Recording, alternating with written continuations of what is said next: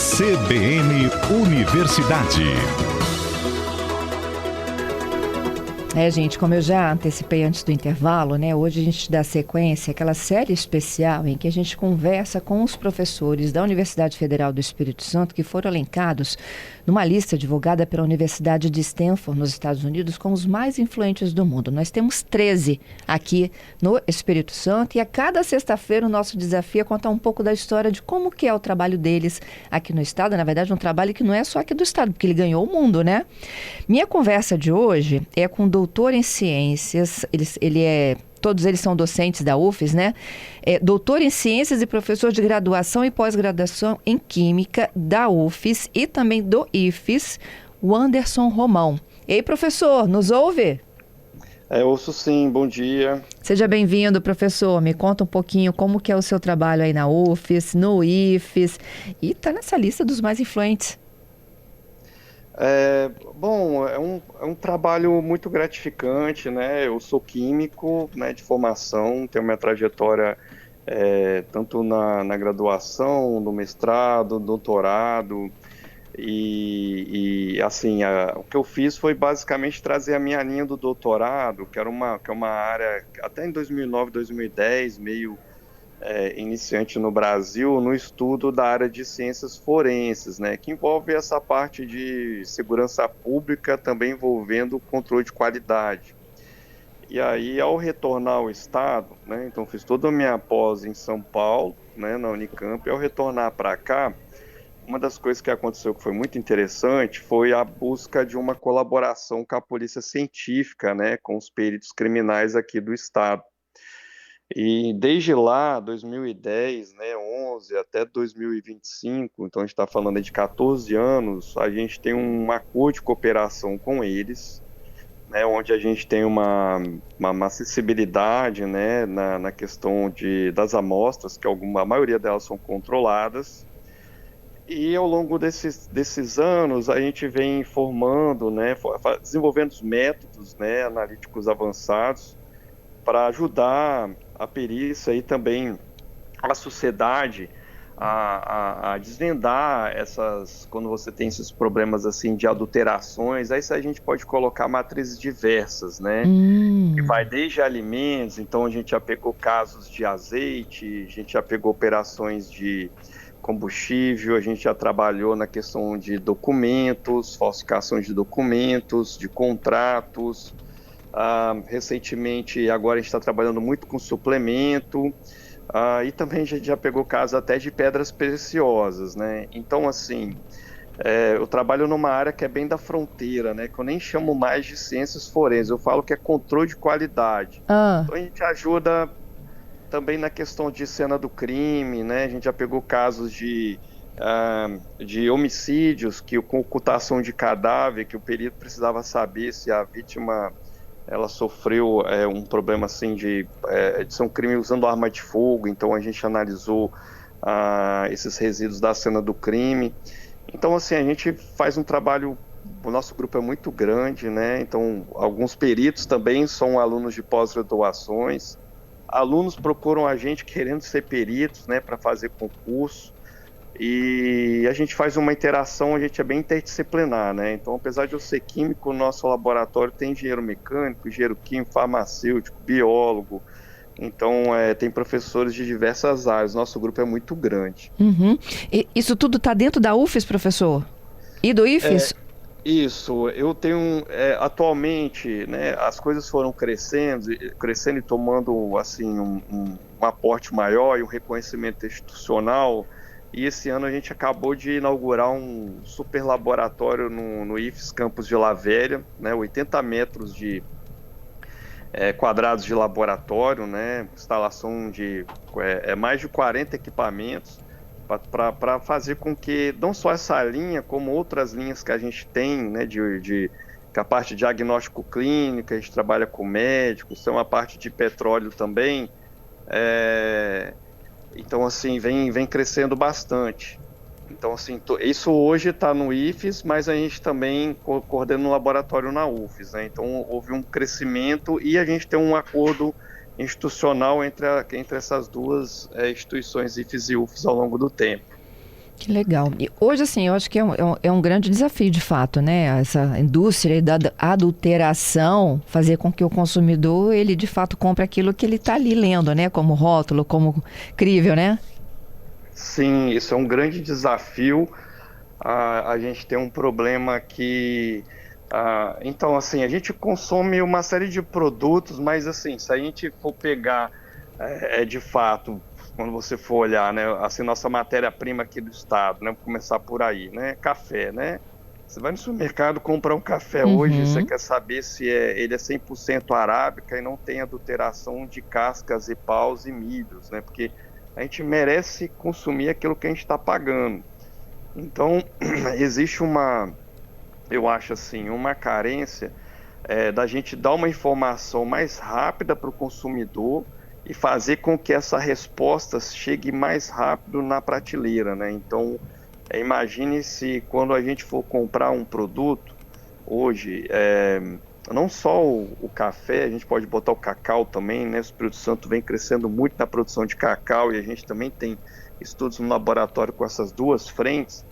Se a gente pudesse botar um selo institucional lá, né, de análise, assim, garantindo, né, eu acho que daria uma segurança maior. Então, eu acho que há uma lacuna aí que a gente vai crescer, né? Que eu acho que cabe o empreendedorismo, inovação. Então a gente estimula muitos alunos quando terminam as suas capacitações, né, mestrado e doutorado, a abrir empresas, né, voltados a esse controle de qualidade, né? Então existe essa necessidade.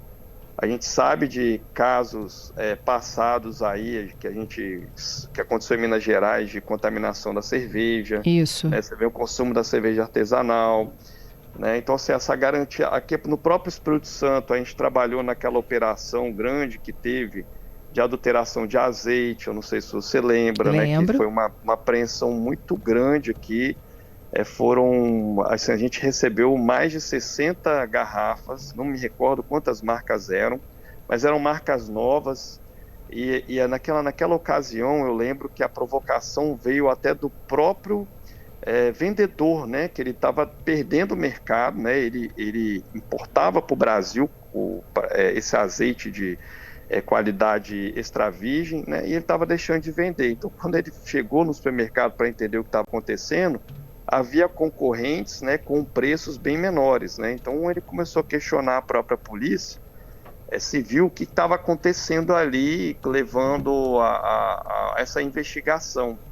E naquela ocasião, que isso daí virou até um trabalho de doutorado e de mestrado do laboratório, além de virar um laudo pericial, todas as marcas analisadas eram óleo de soja, né? Então a população estava consumindo um azeite que deveria ser extra virgem, Uhum.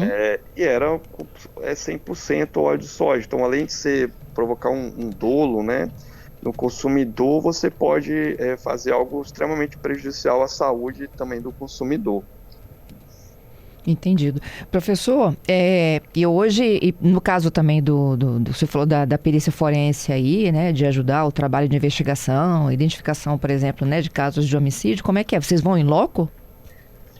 A gente não vai em loco, não. Quem vai em loco é o perito, né? O perito que faz esse trabalho de campo, esse trabalho de apreensão, esse trabalho de investigação, e ele que controla a cadeia de custódia do que ele encontra na cena do crime. Uhum. Então, vou te dar alguns exemplos assim, né? Um tempo atrás também teve uma grande operação por exemplo, de adulteração de combustível, né? Isso é um outro caso. Então, ele recolheu todas essas amostras no posto, procurou um laboratório, né? Inclusive, ele mandou essas amostras para a ANP, ele viu as análises, só que ele não estava, o delegado naquela época, satisfeito com o resultado. Ele descobriu que tinha um convênio, ele me ligou e a gente conseguiu analisar todas essas amostras. E naquela época, que eu me lembro que era 2020, 2021, né, por aí, isso eu lembro que ele mandou as amostras para a gente do estado todo. Eu vou falar isso, que isso é até um resultado interessante. Ah, Quando a gente analisou essas amostras, naquela época a gente já estava encontrando metanol em amostras de etanol combustível, que é algo que é completamente proibido. né? O que levou hoje a esse problema que ele deu em São Paulo, né, da adulteração de bebida, Isso. foi do uso de etanol, né, combustível, né, Hum, nessas bebidas. Além disso uhum. daí ser completamente proibido, já naquela época, em 2022, a gente já alertava a partir de artigos científicos, né, e a partir desse relatório, a presença de metanol em elevada concentração em etanol combustível. Aham. Então, quando veio a pandemia, houve uma pergunta que me fizeram que foi bem interessante. Eu posso usar etanol combustível para limpar as mãos, para dentro de casa?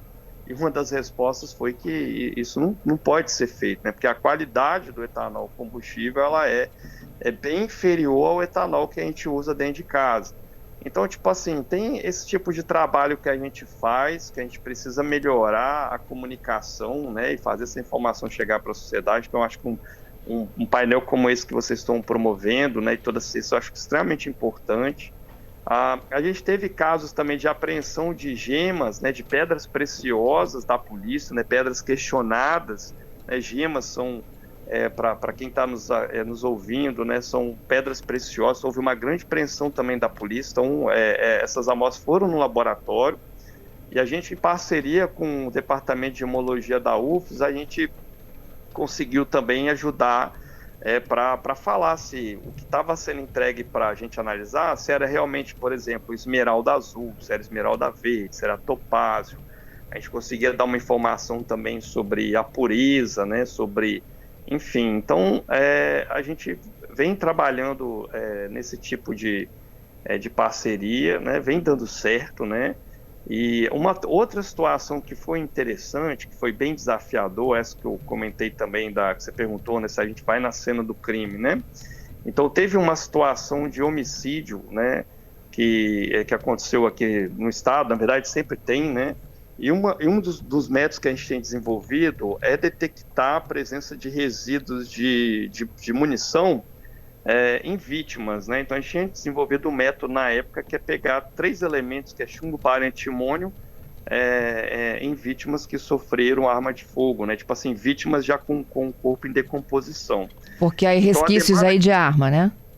esse de arma, isso aí dá até na época, em 2014, foi um método que a gente desenvolveu, até que a reportagem saiu no Jornal Nacional, né, que foi um trabalho em parceria com a polícia, também foi uma dissertação de mestrado também de um aluno nosso, que hoje inclusive é professor da UFRJ, e a gente desenvolveu esse método, e depois que a gente desenvolve o método, a perícia, vamos tentar usar em cena de crime. Então veio 2 casos, em que um dos casos a gente conseguiu provar, né, que houve de fato, né, o crime pelo uso de arma de fogo, porque quando você pega uma situação como essa, que é a ocultação de cadáver, é um crime bastante violento, quando as provas, né, no caso aí o corpo da vítima vai para o médico legista, não tem muito o que fazer, né, porque já se passou dias, às vezes semanas, às vezes meses, e aí, né, que vem, aí a gente consegue dar uma informação adicional para o perito. Então, Uhum. e o interessante que eu falo, né, que toda essa tecnologia, eu gosto de falar isso, ela é 100% capixaba, né, a gente desenvolve as coisas nos nossos laboratórios, né, a gente faz com que todo investimento, né, público, né, que é feito a partir de impostos, a partir das agências de fomento, como a FAPES, né, a FAPES ela investe a cada ano, né, bastante na ciência, nos laboratórios, né, o CNPq agora voltou a investir, né, com o atual governo, e então assim, eu acho que essas são as 2 principais agências, tem a FINEP também, todo esse investimento que a gente faz, essa luta que a gente faz para montar esses laboratórios, porque são equipamentos importados, né, manutenção ela é bem cara, a gente retorna isso à sociedade, né, então isso é muito importante, né, quando a gente consegue dar uma resposta rápida, quando a gente consegue melhorar a qualidade de vida, começando com o nosso estado, com a nossa cidade, e depois, né, como você bem mencionou muito bem no início da reportagem, esses trabalhos começam a ter uma repercussão não só nacional, mas Isso internacional. aí. E a gente, de fato, né, você vê que o Espírito Santo, que é um estado, assim, ele é pequeno em tamanho, mas ele é tão grande em ciência, né, e você ter 13 pesquisadores, né, mais influentes do mundo, mostrando que se a gente continuar nesse caminho, né, eu acho que o Estado e a sociedade só tem a ganhar. O Álvaro está aqui me lembrando de que a polícia divulgou ontem um painel pericial. Fala um pouquinho, Álvaro, para os ouvintes entenderem aí. Isso, ontem a Polícia Científica aqui do Espírito Santo divulgou um painel que fez uma análise desde 2013 até 2023 com 7.500 casos de mortes violentas aqui no Espírito Santo e descobriu que 51% das vítimas apresentam um resultado positivo para alguma substância. Isso é feito a partir da análise necropsial ali dos corpos que dão entrada no IML de Vitória. E o álcool foi a substância mais detectada, aparecendo em 27% dos casos. Então, essas mortes que são chamadas de mortes não naturais, né, por agentes externos, mortes violentas, mostrando então um indicativo de que mais da metade das pessoas que morreram, elas tinham alguma presença de alguma substância naqueles cadáveres que foram analisados. É uma forma que a Polícia Científica encontrou de divulgar os dados, então, de perícia que são feitos aqui no Espírito Santo. Viu, professor? Fantástico, Álvaro, o que você mencionou, né? Isso tudo é usando um equipamento que, inclusive, a gente domina muito bem no laboratório, que é um equipamento que consegue detectar a massa da substância, consegue identificar a substância de forma bem precisa, né? E eu fico feliz, né? O IML tendo hoje um parque tecnológico interessante, né, dominando bem o funcionamento desses equipamentos e dando esse tipo de resposta para, vamos falar assim, né, para a questão de política pública, né, para poder fazer uma ação, né, estratégica, né, no futuro para tentar prevenir, né, que eu acho que esse o objetivo, né, de um exame como esse, né, de achar a causa e trabalhar na prevenção. Então a ciência ela converge bem com esse tipo de estudo. Professor, parabéns pelo trabalho do senhor e da sua equipe, né? Porque a gente não faz nada sozinho, né? Obrigado, né? E obrigado vocês também para esse tipo de reportagem, né? E também gostaria de agradecer aqui os meus alunos, né? E eu acho que eles são os principais responsáveis, né? Os estudantes. A gente sempre trabalha no laboratório numa escadinha lá que tem os alunos de iniciação científica da graduação. Depois tem os mestrandos, tem os doutorandos e tem os pós-doutorandos. Então, assim, se você perguntar para mim quem são os meus colaboradores, eu vou falar para você que os meus principais e melhores colaboradores são os meus alunos. Que legal. Então, quando houver os estudantes, né, quando houver esse interesse pela ciência, quando houver, né, essa parceria, esse investimento, né, essa garantia de recurso, né, para que eles possam estudar, né, que são as bolsas, esses investimentos nas bolsas de mestrado, né, a gente sabe né, a gente não fala muito isso, né, mas assim, os valores das bolsas hoje de estudantes de graduação, mestrado, doutorado, elas estão ainda aquém, né, de um planejamento, né, de uma questão que tem que ser investida, né, isso não é um ônus, né? Isso é um bônus, né? Então tudo aquilo que a gente falou, né? Quem ganha é a sociedade. Então assim, eu fico muito feliz, né? Então pelo meu grupo, pelo interesse deles em ciência, fazer ciência, e o resultado depois é muito gratificante, né? Tudo isso que foi comentado aqui. Então assim, a gente fica muito feliz, né? Eu acho que a gente vai ter a gente termina 2025 com os resultados incríveis e a gente vai ter um 2026 muito promissor. Né, a gente acredita que tudo que a gente vai fazer agora, né, vai desenvolver, sempre vai ser com essa ideia, né, de chegar à resposta, né, e um melhoramento, né, do produto ou do método de forma mais rápida, né, para a sociedade. Tá? É isso. Então, obrigado, um bom dia para vocês e novamente obrigado pela oportunidade. Eu é que agradeço. Parabéns aí pelo trabalho. Professor, até uma próxima, hein? Tchau, tchau.